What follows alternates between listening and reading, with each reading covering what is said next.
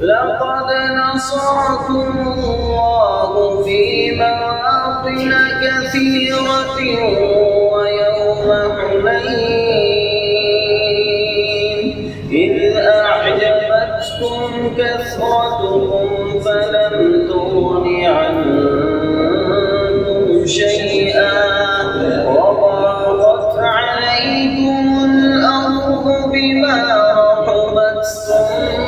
ثم وليتم مدبرين ثم أنزل الله سكينته على رسوله وعلى المؤمنين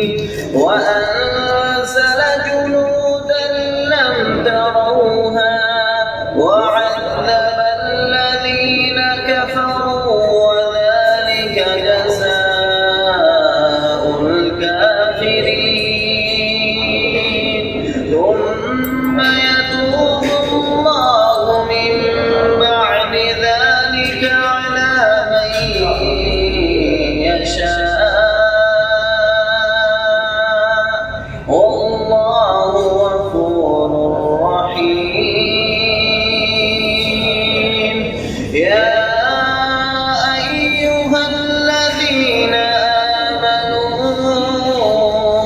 إنما المشركون نجس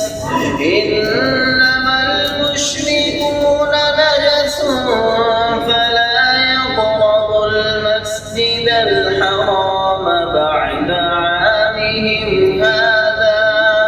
وإن خفتم عيلة فسوف يغنيكم الله من فضله على من يشاء والله عليم حكيم